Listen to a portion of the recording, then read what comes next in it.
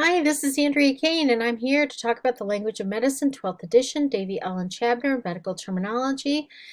This is HSC 114. We are on the tail end of week 6, and we are going to be talking about, yes, the endocrine system.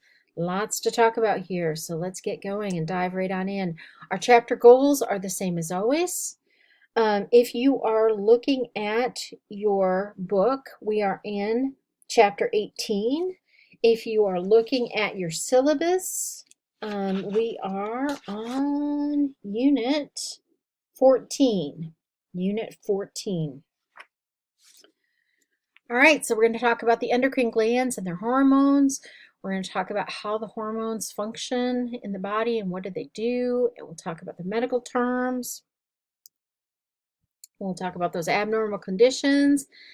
And one of the things that you'll notice about endocrine glands is they can give us too much secretion, which is excessive, or they can give us not enough secretion, which is deficient. And so as we look at our conditions, we will see that there are some very different reactions when there's too much endocrine secretion or not enough. So you'll want to make sure that you delineate between those as we go through this chapter. We'll look at lab tests and clinical procedures, always abbreviations and our terms. So let's go. All right, endocrine system. They are all about the glands that release hormones, and hormones regulate our functions. Hormones bind to receptors, and those receptors are recognition sites in the various target tissues, and then that's where the hormones act. So let's go on. You have endocrine glands and exocrine glands. Ooh, what's the difference? And make sure that you know this. Make sure that you really study endocrine versus exocrine.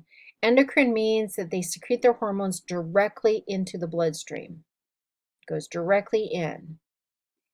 Exocrine glands send chemical substances via ducts to the outside of the body. Remember, endo within, exo outside or without, in the outer area. So make sure you know that. What are some endocrine glands that you have? Thyroid gland, parathyroid glands, adrenal glands, your pancreas, pituitary gland. Females have ovaries, males have testes, and then a pineal gland. Exocrine glands are your thyroid, parathyroid, adrenal, pancreas, pituitary, ovaries, testes, and pineal glands. Did you notice something? Endocrine glands, exocrine glands, they're essentially the same list. Interesting. Because that's not really what we were talking about. So I would take that with a grain of salt as we move through here, okay? Because our very definitions of endocrine and exocrine are very different. All right. And as you have probably figured out in life, textbooks are not always correct, not always perfectly accurate. Sometimes you have to realize that the people that put them together are human and they make mistakes. So be sure that you're just thinking about that as you move through, not just this class, but all classes.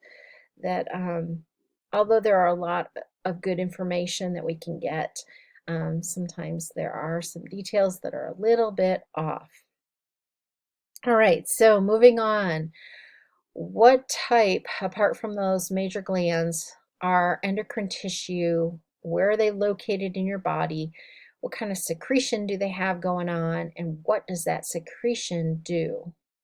Well, within your body cells, you have what's called prostaglandins, and they aggregate those platelets. They contract the uterus, they lower acid secretion in the stomach, and they lower blood pressure. So prostaglandins do some pretty good things.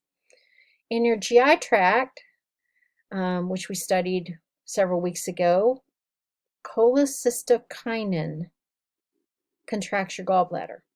Gastrin stimulates your gastric secretion, and secretin stimulates your pancreatic enzymes. And what about your kidneys? Remember we talked about erythropoietin when we talked about the blood system, and that stimulates erythrocyte production. Placenta, when we talked about the female reproductive system, the placenta with the baby has the HCG. Remember, that's how they detect pregnancy, is they test the HCG level, and that is something that sustains pregnancy. And then in your skin, vitamin D. Did you know that? When you have low vitamin D, it makes it a lot harder for your body to absorb calcium. So that's one of the reasons why vitamin D is so good for us, is that it helps our bodies then absorb calcium, which we can use. All right then. So thyroid gland. There are some parts to your thyroid gland. Your thyroid itself, the trachea, the thyroid cartilage, and the isthmus. And what do those look like? We have a nice graphic here to show us how they are all put together. All right. What does your thyroid do? Well, there are two hormones that are involved. And I would say that you definitely want to know T3 and T4. Those thyroid hormones aid cells in their uptake of oxygen and regulate metabolic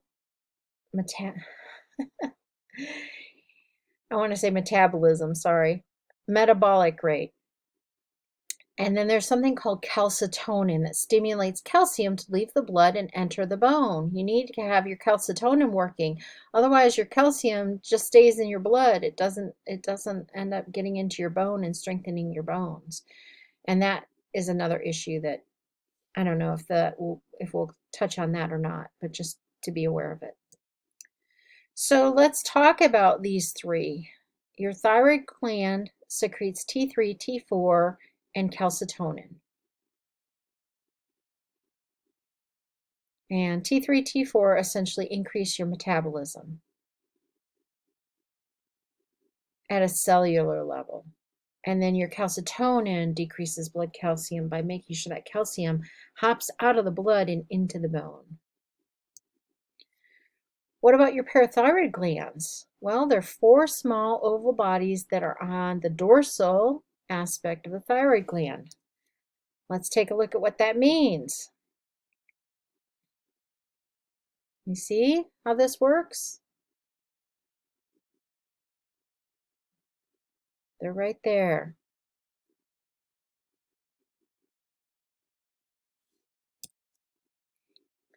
And what do they secrete? Parathyroid hormone, PTH. And what does that do? That increases blood calcium. Why would you want to increase your blood calcium? Why would you want to get your calcium from the bones back into the bloodstream? That is a good question. I'm going to challenge you to take a look at that or look that up.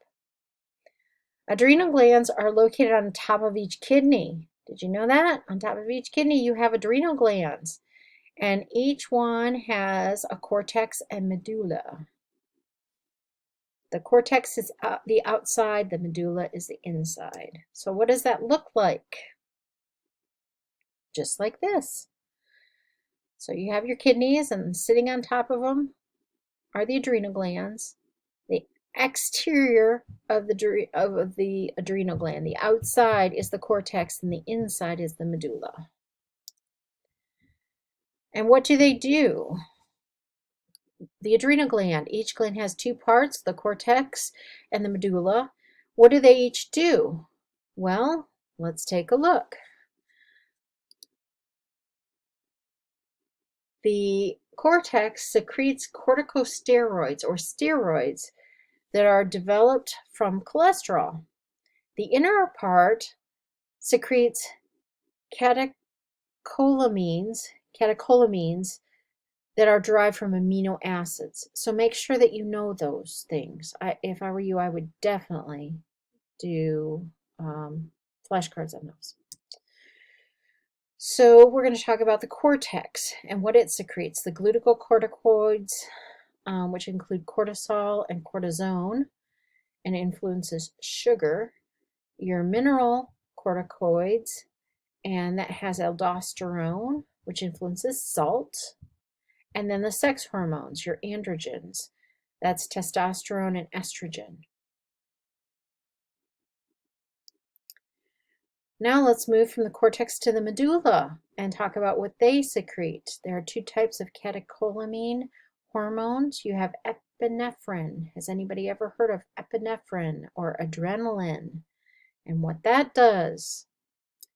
Then a norepinephrine, noradrenaline. Make sure that you know those and what they do. They're very much opposites, don't they?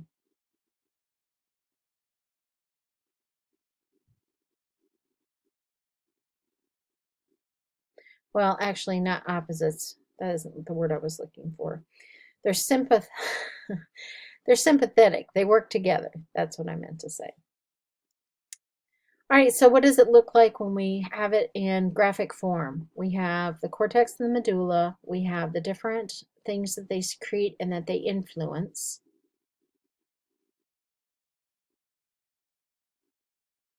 And we have what their outcomes are, whether they increase blood glucose, increase sodium reabsorption, influence sexual characteristics, or they are sympathomimetic.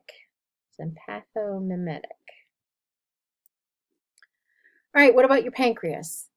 It is located near and a little bit behind your stomach. It is both an exocrine and an endocrine organ. Ooh. So let's find out more. Islets of Langerhans. Islets of Langerhans. It produces your insulin and your glucagon. And make sure that you know this. This is a very important slide, so make sure that you study it really well. And this is the graphic that goes with it that should be helpful.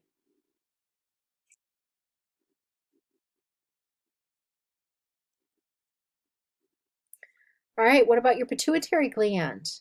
It is pea-sized and it's in the depression of skull. You have an anterior lobe and a posterior lobe. It's called your hypophysis. Not hypothesis, but hypophysis. Adenohypophysis and neurohypophysis. And then your hypothalamus. Oh, some of these spellings, much less pronunciations, are a real challenge, aren't they? But it's something that we would need to know in the medical field. And your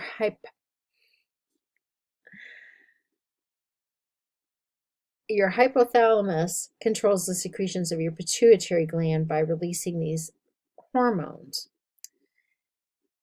And of course, we just talked about this in the last slide. And now they're going to give us a good visual so we can see your pituitary gland. Look at how deep it is. It's hidden deep inside and it has those two lobes in it.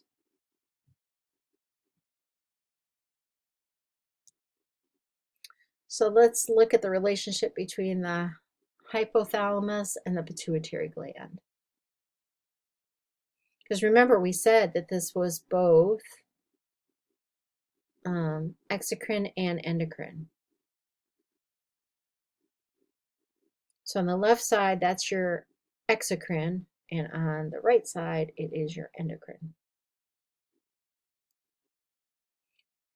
What about your anterior pituitary, where there's growth hormones, thyroid stimulating hormones, adrenocorticotropic hormones, gonadotropic hormones, and prolactin. And your posterior pituitary, that stores and releases those hormones that are synthesized in the hypothalamus. your antidiuretic hormone, and oxytocin. So here we go.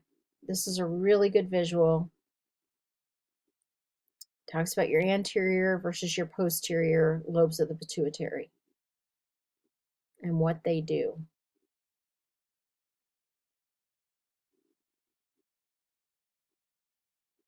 Make sure that you understand all of this because you will need it. So let's go back to your ovaries and testes. We studied these in the week that we did female and male reproductive systems. Females have ovaries, males have testes. And so we're talking about your estrogen and progesterone versus your testosterone and how those influence sexual characteristics, and for progesterone, how it maintains pregnancy. And again, this just summarizes what was on the prior page. And hopefully you remember this from those earlier chapters. And if you have a question, I would go back to, those were in, let me look here really quick. Chapters 8 and 9 in your book. Chapter 8 was female reproductive system. Chapter 9 was male reproductive system. So if you've got questions about these, I would go back there and look, although there should be something again in your book for this chapter 18. Now we're up to terms. And as you can see, there are lots and lots of terms.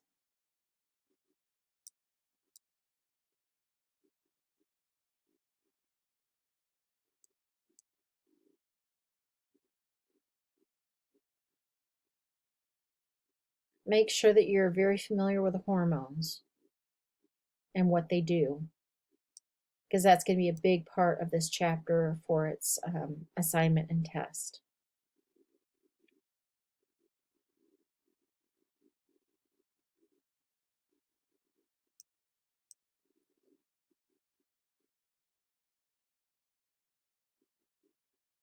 And let's see here. And again, on the male and female aspects of this, of the hormones, if you've got questions, go back to chapters 8 and 9, because that should help with this as well.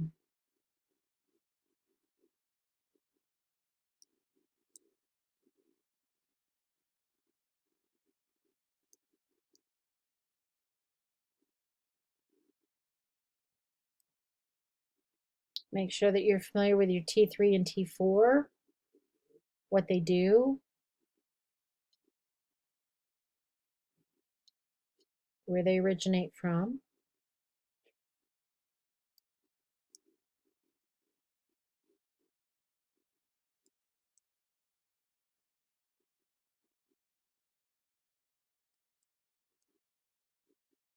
Oh, let's see here.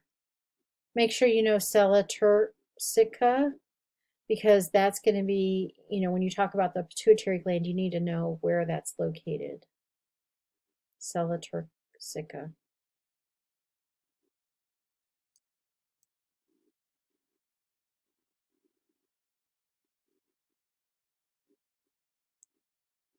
The outer section of each adrenal gland is, you definitely should know this one, we talked about it a couple of times, secreted by the anterior lobe of the pituitary gland. This also stimulates ovulation in females and testosterone secretion in males. I know you can get this. All right, so we're up to combining forms. Our combining roots plus our combining vowels equals our combining forms. Watch out, there are 2 for thyroid gland, so just be very aware of those. Again, calcium, look at that, there's 2 combining forms for calcium, as well as sugar, so make sure you note those.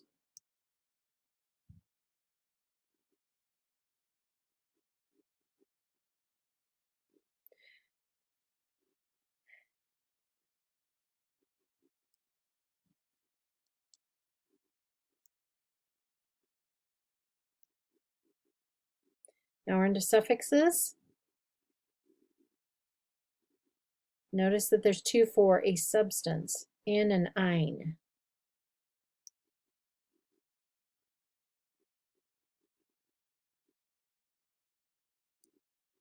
Which term means surgical excision of the adrenal gland?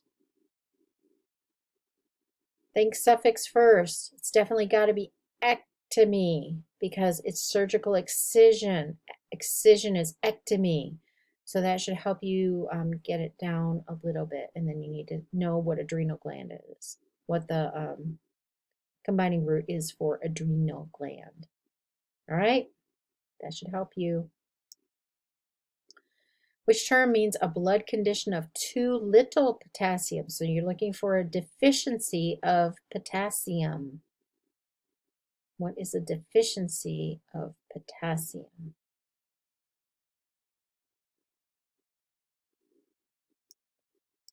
All right, moving on. Let's talk about the thyroid gland. What happens when the thyroid gland gets too big? It's called a goiter. What happens when it is secreting too much? Having hypersecretion. That's hyperthyroidism. What happens when it's not secreting enough? It's got a deficiency. That's hypothyroidism. What happens when there's a neoplasm? So if you have hypersecretion in the parathyroid, what does that look like? What if you have a deficiency of secretion, less than appropriate amount of secretion in the parathyroid gland? What does it do? Make sure that you're really paying attention to these, not just for the thyroid, but for the parathyroid. Adrenal cortex, what happens when you have too much or too little? What happens when the adrenal medulla is secreting too much? What happens when the pancreas is doing too much or too little? And interestingly enough, this is where we run into diabetes mellitus. If you have heard of diabetes, it's one of the major endocrine disorders. And you will see that there are two types. There's a type 1, which is usually a childhood onset, and a type 2, which is usually an adult onset, and those are very different. And how they're treated, they both may end up with insulin, but type 1 is a more severe type, shall we say. In fact, here we go. We have a nice graphic on that will show you the difference. All right. Make sure you know the difference between these two types of diabetes. What happens when your pituitary gland hypersecretes or hyposecretes? Make sure you're aware of those. What happens when that posterior lobe gets out of hand, either too much or too little? And this is a really good visual for that. What happens when you have too much or too little in those different areas? It's a good summary slide. So make sure you spend some time on this. Make sure you understand where all this is coming from. Not fun to study, I grant you, but very necessary to know. All right, moving on to lab tests. What kind of lab tests do they do on hormones? Well, there's glucose, there's different types of hormones, electrolytes, thyroid function tests. There are plenty of clinical procedures that can be done. Obviously, CAT scans, MRIs, a thyroid scan, ultrasound exams. Exophthalmometry. Exophthalmometry. That's a fun one. I hope that I hope you don't ever have to spell that, much less pronounce it. But you need to at least be aware of it. All right, so we're on to abbreviations, and of course there's a ton of these.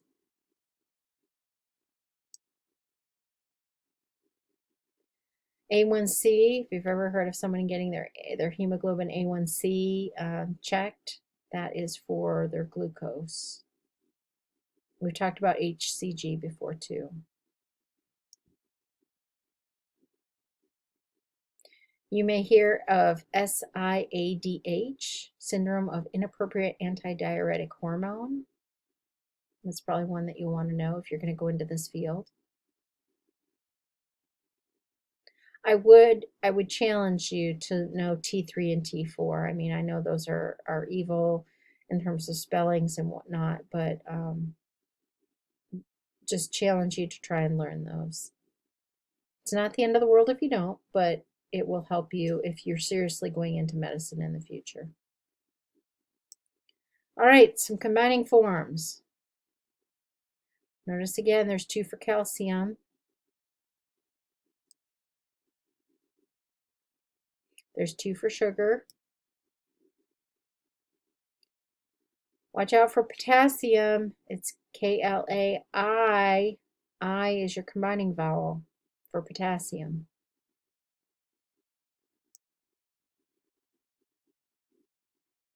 Keep going down.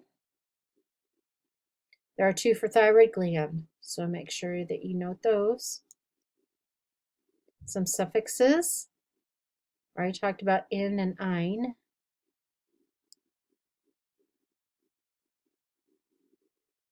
Some prefixes.